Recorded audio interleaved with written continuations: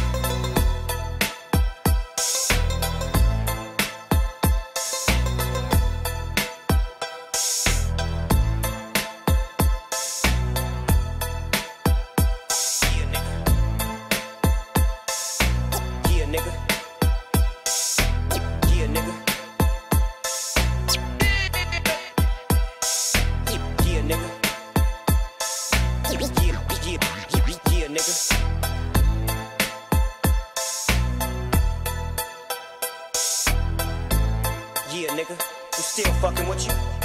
Still waters run deep. Still Snoop Dogg and D.R.E. 9-9, nigga. Guess who's back? Still doing that shit, Andre? Oh, for sure. Yeah. Check me out. Yeah, nigga. It's still Dre Day, nigga. AK, nigga. Though I've grown a lot, can't keep it home a lot. Cause when I frequent the spots that I'm known to rock, you hear the bass from the truck when I'm on the block. Ladies, they pay homage, but haters say Dre fell off. How, nigga, my last album was The Chronic. They wanna know if he still got it. They say raps change. They wanna know how I feel about it. You ain't up on things. Dr. Dre is the name, I'm ahead of my game. Still puffin' my leaf, still fuck with the beats. Still not loving police. Still rock my khakis with a cup and a crease. Still got love for the streets, reppin' 213. Still the beats bang, still doing my thing. Since I left, ain't too much change. Still, I'm representing for them gangsters all across the world. still, Hitting them corners and them lolos, girl. still taking my time to perfect the beat. And I still got love for the streets. It's the I'm D.R.E. representing for them gangsters all across the world. Still, Hitting them corners and them lolos, girl. still Yeah, taking nigga. my time to perfect the beat. And I still got love for the streets. Taking my time to perfect the beat. Taking my time to perfect the beat. Taking my time to perfect the beat. Taking my time to perfect the beat. And I still got love for the street.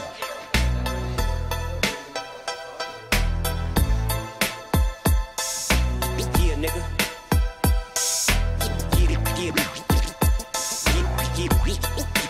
Yeah, nigga. I'm still fucking with you.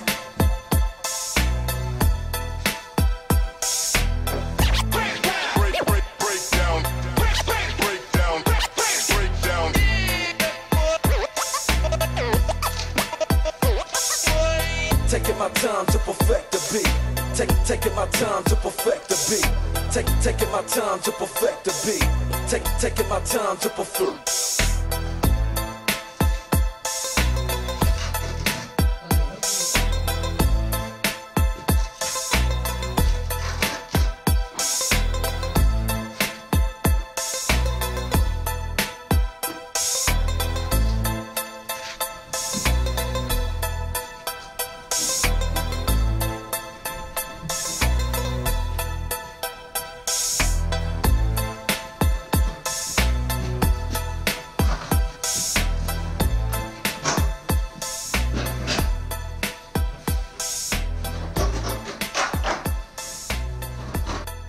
Bon, vous l'aurez compris, faire du plâtre c'est quand même un métier. Ça reste accessible à un amateur ou même à des maçons comme nous. Mais il y a une réelle rigueur. Donc on a passé quand même pas mal de temps à tout préparer, tout bien dépoussiérer, enlever les bavures de mortier qui risquent de se retrouver dans le plâtre au moment de l'enduit. Là, on a bien protégé le sol. Pourquoi? Parce que avec le primaire d'accrochage, ce sont des résines. On a préféré faire avec un primaire d'accrochage pour éviter d'inonder la baraque, tout simplement. Il faut savoir qu'on travaille sur des sols finis. Là en l'occurrence c'est de l'imitation parquet, donc c'est de la céramique, du carrelage. Et il faut savoir que quand vous faites du plâtre, même avec du carrelage fini, c'est pas du tout comme de l'enduit, ça tâche pas, ça se nettoie super bien le plâtre. Donc là on prend des pinceaux larges et on a fini de faire notre primaire d'accrochage. J'avais pas assez de caméra, de batterie, pour vous montrer la toute première étape, mais comme vous pouvez le voir, on a démarré l'enduisage au plâtre. C'est un plâtre à prise lente. Ici, c'est de mémoire, on utilise du Lutèce 2000. C'est un plâtre que j'aime beaucoup, c'est un plâtre allégé qui a une prise assez étalée. Et ça permet d'éviter d'avoir la gâchée de plâtre qui prend à une vitesse folle dans le bac de réserve. Là je vous fais un gros plan, c'est pour vous montrer qu'avant d'attaquer l'enduit, on s'applique à boucher les plus gros trous en fait, les endroits qu'on aura du mal à passer avec les dianes, les couteaux. On voit clairement Loïc qui dresse, qui fait plus ou moins un beurrage, il cherche pas à faire de l'épaisseur au départ. On fait ça en plusieurs passes en fait. On n'appelle pas ça des couches. Une couche, c'est quand vous revenez par exemple le lendemain après avoir fait votre plâtre pour faire une deuxième couche. Nous, finalement, ça reste du monocouche. On s'applique à faire un enduit en rénovation au plâtre qui soit le plus lisse possible en fonction évidemment de nos compétences. Plâtrier, c'est un métier. Je fais pas cette vidéo pour vous montrer comment le faire dans les règles de l'art. Par contre, vous allez voir que c'est tout à fait accessible. Quand on a un minimum de rigueur et qu'on respecte le protocole, vous allez voir, ça va faire super nickel. Les couteaux sont très propres. On n'utilise pas des truelles dégueulasses, il faut une truelle quand même assez lisse. Sinon le plâtre va s'accrocher en permanence à votre truelle par exemple. Vous allez y faire des boulettes dans votre plâtre, il faut surtout pas que le plâtre soit dégueulasse. Les couteaux, c'est pas des couteaux qui ont pris des coups de burin sur la tronche. Les couteaux sont parfaitement propres. Nous on aime bien utiliser une longue diane qui fait à peu près 40 cm. Car comme vous le voyez, ça permet de faire des passes très uniformes. Et surtout ça évite de faire des bosses de malade. Plus vous utiliserez un outil de petite taille, plus vous ferez de bosses. Comme vous le voyez, il y a forcément des petites bosses. Et là en l'occurrence, si vous prêtez l'œil, on peut voir qu'il y a des petites boursouflures sur la partie haute. C'est tout simplement dû au fait que j'ai dû passer plusieurs épaisseurs de plâtre. Non pas que le plâtre soit mal préparé, mais c'est moi qui ai mis trop d'épaisseur. Et ça a tendance à faire ce que j'appelle un peu la peau d'orange.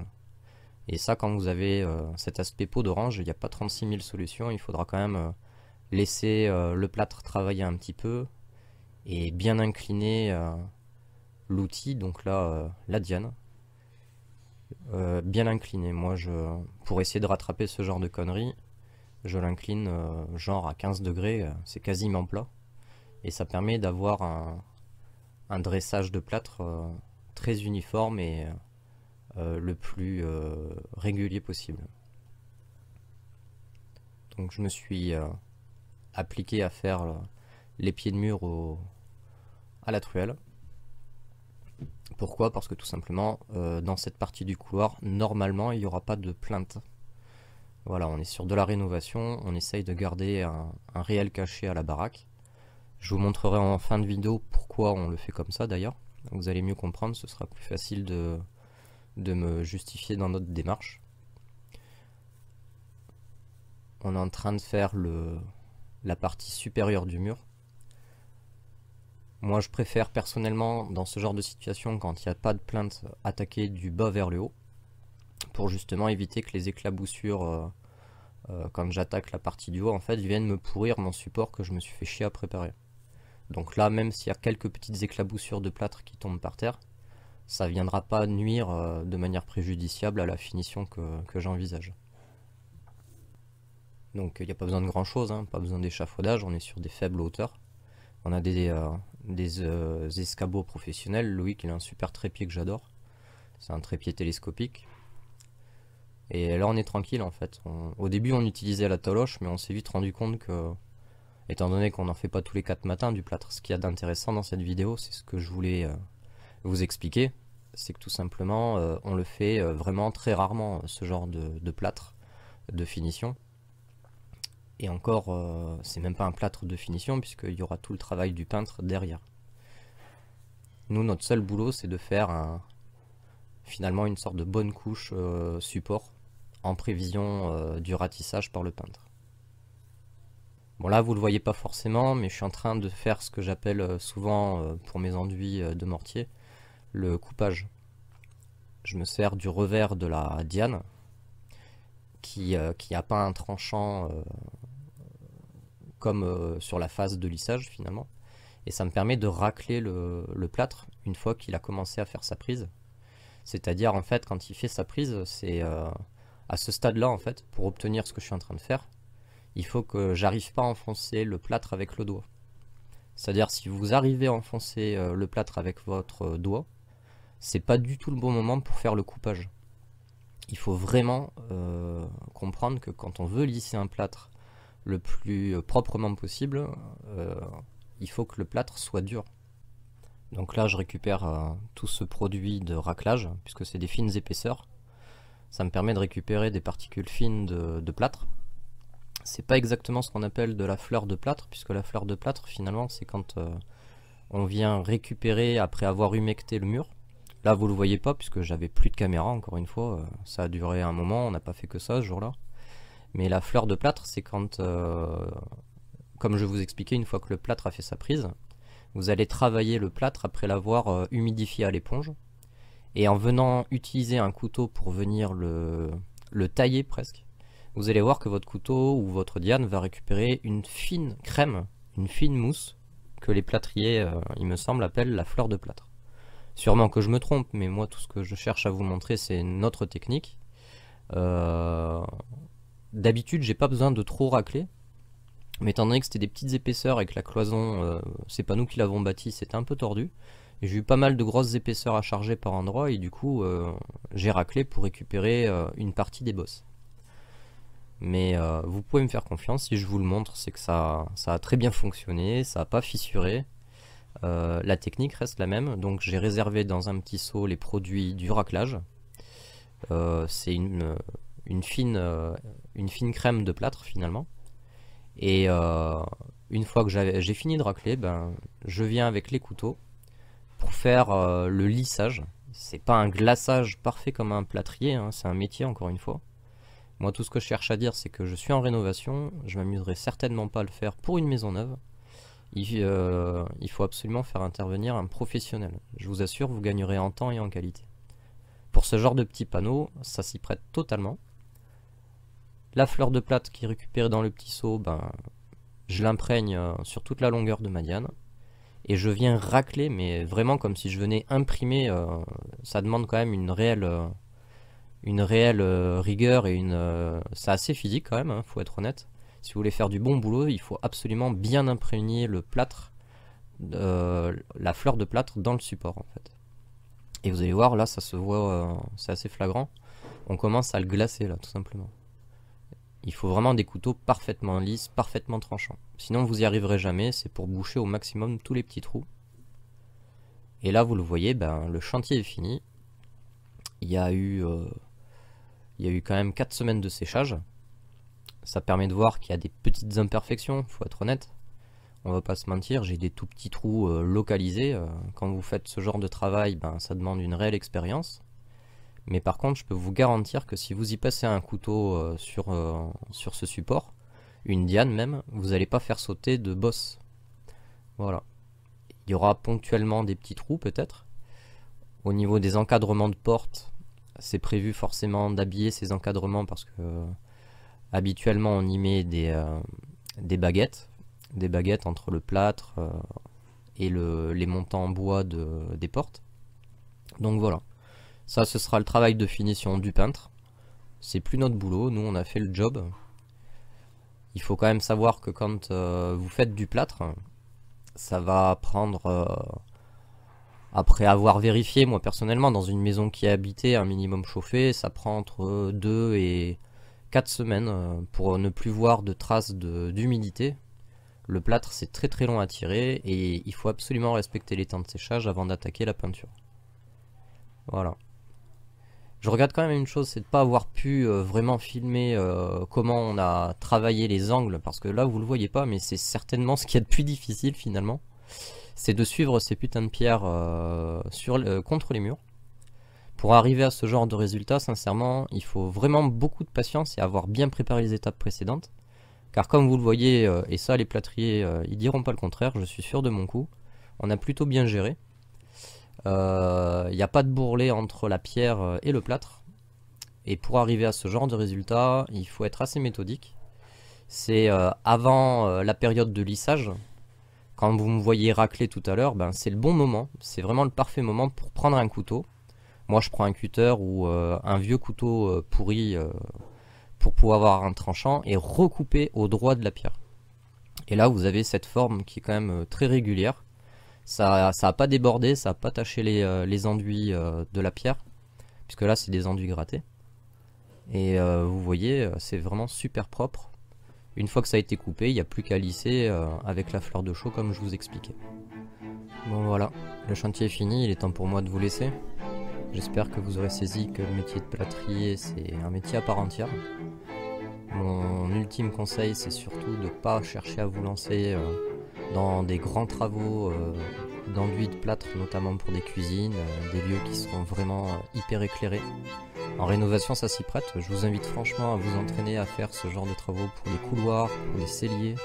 Le plâtre c'est un matériau très noble finalement, extrêmement agréable à travailler, moi personnellement j'ai toujours pris plaisir. C'est un produit qui travaille pas du tout pareil que le mortier, ça n'a pas la même chaleur que le mortier, ça n'a pas la même odeur. C'est un métier vraiment passionnant, je pense sincèrement que si j'avais pas été maçon, j'aurais forcément suivi au moins une formation de plâtrier. Il y a énormément de choses qu'on peut faire avec le plâtre. D'ailleurs je vous conseille vivement, avant de vous attaquer à faire des enduits au mortier hydraulique comme j'ai l'habitude de vous montrer, de vous faire la pâte sur 9 mètres carrés d'enduit au plâtre dans un de vos couloirs, encore une fois ça s'y prête le mieux. Vous allez voir, ce sera le meilleur moyen de vous faire la main sur l'utilisation d'une règle ou toutes ces choses là, comment lisser un enduit, vous allez comprendre toute l'importance d'un travail propre, sérieux, car ça c'est vraiment des métiers qui sont très rigoureux. D'ailleurs petite astuce, si vous voulez savoir si votre plâtrier est bon ou la personne à qui vous avez affaire est sérieuse, ben, observez tout simplement déjà d'une la propreté de son camion, la propreté de ses habits, quand il travaille évidemment pas lors d'un rendez-vous, mais vous remarquerez que les bons plâtriers ils s'en foutent pas partout, ils ont un petit peu de plâtre sur les casquettes, les bobs, mais vous allez voir, ils s'en foutent pas plein les godasses et ils en foutent pas plein par terre. Et systématiquement, un bon plâtrier, il vous nettoiera de manière nickel votre chantier. Ce sera pas à vous de nettoyer le sol. Et encore un détail très très important, vous savez que moi je cherche à valoriser les artisans qui se donnent à fond. Un très bon plâtrier sera toujours de mèche avec un très bon peintre. Voilà, le peintre réserve un travail à part entière qui est complètement dicté par le plâtrier. En fonction des plâtriers, je l'ai souvent remarqué, il n'y a pas besoin de faire de ratissage pour rattraper les irrégularités, donc les peintres ils sont pas cons, les clients non plus, puisque au final ils payent moins cher. Et en plus ils vont plus vite, les vrais plâtriers, donc c'est forcément moins cher. Et un bon peintre, c'est exactement le même raisonnement que je viens de vous citer pour le plâtrier. Un bon peintre, surtout les peintres, observez l'état de leur camion, et à partir de là, vous pouvez déjà partir sur de bonnes bases avec eux. Moi j'ai de la chance, j'ai rencontré de bons peintres et je me permets de vous donner ce genre de conseils. Bon, vous l'aurez compris, cette vidéo c'est pas un tutoriel pour les plâtriers, c'est surtout pour vous montrer comment on peut réaliser ce genre de travaux, surtout quand on est maçon. C'est un métier vraiment passionnant, tout l'univers du bâtiment reste passionnant comme vous le voyez, même si c'est pas aussi bien que les spécialistes, franchement ça a de la gueule. Et c'est surtout sur ce point là que j'ai envie de vous montrer l'univers. Voilà, je vais pouvoir vous laisser cette fois-ci. Je vous souhaite un excellent week-end. en finissant sur la phrase habituelle. Soyez vous-même, restez créatif, mais surtout, faites-vous plaisir dans votre métier et faites-vous plaisir dans votre travail. Allez, je vous dis à bientôt.